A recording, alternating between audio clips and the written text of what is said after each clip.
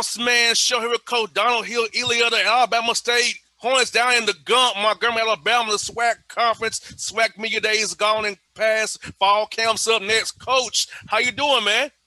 Hey, I'm good, boss man. Everything's good. Getting ready to get back out here on this gridiron, get these boys going. Yes, sir. Coach, you played 5 games in the spring. How important is that to give you a springboard into the fall this year and evaluate young men, see where they are, where you can get better at, and kind of see where you need to get the attack in the portal and recruiting going forward? Well, you know what? The spring was the first time in my plus 25 years of coaching that we've had a spring season. And I kind of felt 2 different ways about it initially, but at the end, I thought it was very beneficial. We had a lot of freshmen that played, and we were able to develop them and give them some confidence where we wouldn't have had that kind of competition in the spring. And this fall would have been their first time getting on the field. So it's nothing like being able to get experience. And I thought the young men played well. We only had minor injuries. I think we lost 2 young men that got hurt in the spring that can't play in the fall.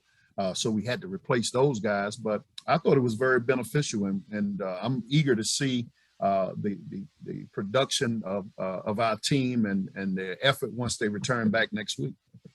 And Coach, let's get some for you and your staff, getting to see those guys actually in full pass against other competition. You know, so as you get ready for fall camp, we're trying to implement some things that you saw you can work on differently that you saw in them games you did play, so you can apply it to help going forward here in 2021, the fall version.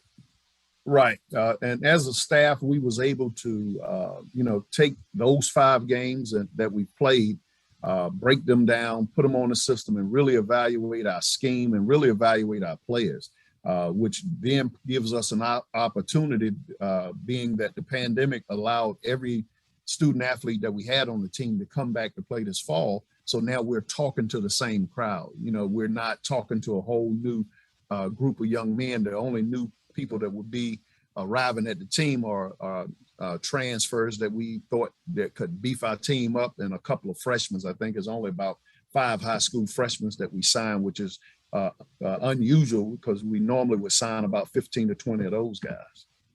And Coach, speaking of that, for us, your guys, I haven't learned football on Zoom so much, actually getting to apply it in action and in truth, because, you know, some guys learn differently. You know, everybody can't retain via Zoom or the chalk, but they have to go out there, actually get in those shorts and shells or in pads and learn the scheme that way. So getting out, having them around the spring and having the fall coming up, how outside do you have a normal year to train for football to attack this SWAC coming up here real soon?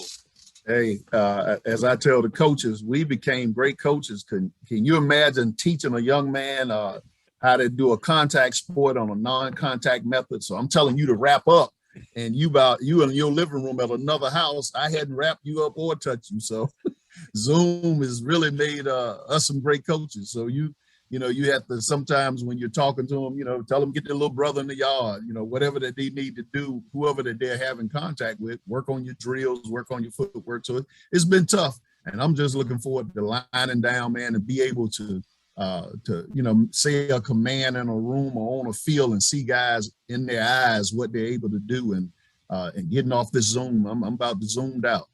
I hear that, Coach. And how have you seen for your young men for is their mental growth and development over the past year? Because I know a lot of these young men, this is new for them, having to not get how they play football the way they want to play football, having to be away from their coaches, not be able to do what they want to do. So how have you saw that mentally develop and how them grow as men through this adversity they faced for the last 18 months?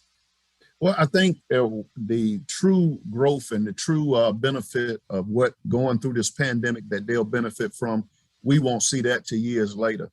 Right now, we're still in the midst of this pandemic and still a lot of suffering. I have some guys that got learning disabilities.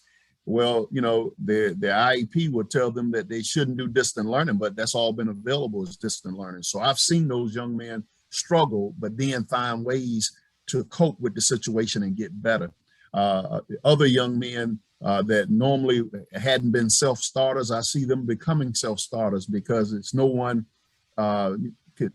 you can turn the video off on the computer and lay back in the bed. So now you got to get up and you got to do things on your own. So you're going to see a better quality person a little bit down the road, because if you won't make it through this pandemic, and they never would have made it through this pandemic to be able to play if they didn't take some initiative. And I think that's what this pandemic has really taught our young men, and is being responsible, and it's giving them a lot of initiative. And Coach, a lot of fans don't understand this concept. The most important coach besides you, the coordinators, and the special teams, offense, defense, is special conditioning coach, because that's what keeps your guys' bodies together. And that diet piece, nutrition piece, sleep piece, recovery piece, before get their bodies to fill out as they get older into their early 20s, is so key to play good on the field, be fast and furious on Saturdays for representing the Hornets. So talk about that piece of it, strength conditioning, and how important that hidden piece of that strength conditioning piece, the body, the mind, how important it is for those young men out there as fans watching them play on Saturdays and in the Gump there. Well, you know what? The strength and conditioning coach, my hat goes off to each one of those guys around the country in the program, because they've been the one holding our teams together. They've been the ones that have been creative to find ways to, keep the guys strong, to enhance their agility, to enhance their conditioning, whether it was through Zoom or whether through small groups and in the weight room. So that is the most important part of your program. And I tell coaches all the time, I love walking through that weight room and seeing guys, lift weights. And it's not just for them lifting weights. I like to see them with that struggle of having weight on them, to see how they would adjust to having weight in front of them. If you got a guy that's cutting the corners on that bench press, 4th and 1, he's not that guy that I'm going to be calling his name to put him out there. So you can learn a lot from your strength coach. My strength coach and I, we meet every day. When it comes to conditioning and when it comes to strengthening, to find out what is the makeup of that guy. Is he that guy want to put that ball in his hand when the game needs to be won, or is he that guy need to walk down, pass, and bring him back to the sideline because we can't count on him? So that our strength and conditioning coach, and just like every one of them around the country, is the most important staff member that you have in that building. And Coach, talk about your non-conference skills you have, and the big one you have with Auburn, where you go play those guys in in-state or up the road from I-85 from you guys. Tell us about that, man. Well, you know what? The one thing that you want to be able to do is, we don't have those kind of platforms to play on week in and week out. Now, we play on a large platform in the SWAC, but it's not being able to take a young man into an arena with 70 or 80,000 people to play on national television and to play up a division. Yeah, we know that they have more resources. They have more funded. They have more scholarships. They 25 more scholarships than we have. But the opportunity to be able to show that we can compete with those guys, and every now and then we'll find a way to win. It gives us an opportunity to add notoriety to our program, but more importantly, it gives our young men that may have had a chance to go to that level to play at that level. And also, Coach, I look at it this way.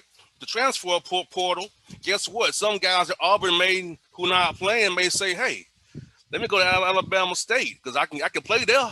They played us, so they gave us a good game and opportunity. Because for me, I'd rather be at a FCS school being the man than be a nobody at a Power 5, because you're not going to get seen. You're not going to get drafted. You're going to be late round, undrafted, trying to claw your way. So if you ball out at FCS level, they don't come for you. Yeah, well, that's what we try to do, is get there and ball out and find the ones that want to be at HBCUs. But, when you start looking at the predominantly white schools, they have so many other things that our players go there and forget that they even play football. They have cost of attendance where they get money to every month to go to the school. Now you just got this NIL, name, image, and likeness, that they're making money on. You got some of them will sit there and make the little money that they're getting and forget all about being football players. But you do have those that really want to get an opportunity to play, and those are the ones that we're looking for, that say, hey, Coach, I'm here, I'm not playing. Will you give me an opportunity? So we always looking for those guys. And Coach, for our fans in Atlanta and beyond, on offense, defense, who are some guys we should look out for? So as we watch the Hornets and cheer for you guys, as we want you all to win down here, our 85 brethren down the street. Well, look, on offense, we got two of the most explosive players in the game at any level, with Ryan Nettles and Ezra Gray. Those young men are doing a great job outside playing receiver for us. We got one of Atlanta on, Wallace Coker. who we will rally behind this year, being a senior wide receiver for us, as well as another Atlanta-owned Terrence Ellis, preseason all-conference tight end. We have a very young offensive line that had a chance to play this spring, and we're looking forward to those young men coming back and just leading the way for us to move the ball offensively.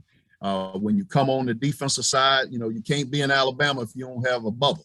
So we got a middle linebacker called Bubba, and normally when you see the Bubba, it's going to be some trouble. So Bubba's our middle linebacker, and he's doing a good job for us. But before you get to Bubba, we got the tons of fun up front at nose guard, Christian Clark, big old guy that demands a double team, and Brandon Gaddy, Nick Terry, those guys anchoring that steel curtain that we got across the front. And then on the back end, we have some of the bigger and more explosive corners that you see with Natron Culpepper and Keenan Isaac. And we have a host of guys. Urshad Davis, is that free safety back there for us that's making all the calls and the plays. And then on our kicking game, all punter, Aubrey Grace, all conference punter. So we have a nucleus of players, and we're just excited to get back and let these guys go ahead and work at their craft and try to get this SWAC championship again. And Coach, I mentioned recruiting in the previous question, but talk about how the portal is going to help you at Alabama State get guys, and also you can watch their film and talk to them directly, save you some time on having to take trips to them. Just call the coach up and get information on the guy and say, hey, if does he fit our scheme and our culture here? So how's it going to help you guys even get better in years to come with this portal we have now? Well, yeah, the portal to me is good and bad. It's okay to be able to go in every now and then and find an O lineman or a D lineman that you normally wouldn't find straight out of high school. I kind of like being able to get high school guys that come in that I can put our tradition and our purpose on them from their freshman year and let those guys develop. When you start bringing in a bunch of guys out of the portal, you bringing in a bunch of guys who've already been, taught a different philosophy and a different thing at other schools. And that sometimes can become challenging, trying to change their mindset to not be selfish coming into a new program. So, we'll continue to use the portal to find guys that we need at certain places that to help us in certain areas. But the bottom line, we like good old high school guys that we can get in and grow them right here right here in the nest. And Coach, talk about how the SWAC is deep from top to bottom, man. From 1 through 12, it's gonna be a lot of different things going on. You got Bethune and FAMU this year, new to the conference. So talk about the SWAC up and down and adding those two new members, Bethune and FAMU now. We just added some more tradition, and we just expanded our region in the SWAC to be able to go over to Florida. A lot of our young men had never had the opportunity to play in Florida. So now when you have those two teams that's coming over that have the years had great bands, great atmosphere, game day atmosphere, and now to be a part of the SWAC. And now as we sell this thing to our young men is that we cover the whole South plan. And so now is when you go to recruit those young men from Florida, they know they get an opportunity to get back home. But more importantly, it just strengthened our conference to the point that we're not in competition with nobody else. We are the mecca of Black college football. You got that right. You can't beat it. A SWAC Saturday is one of a kind. Coach, thank you for your time today as always. I'm cheering for you guys, being my neighbor down the road there, so I got to make sure you're the closest team to me. So I'm going to cheer for you all, man. So thank you for your time as always, Coach. Hey, come on down and see it, man. I shall.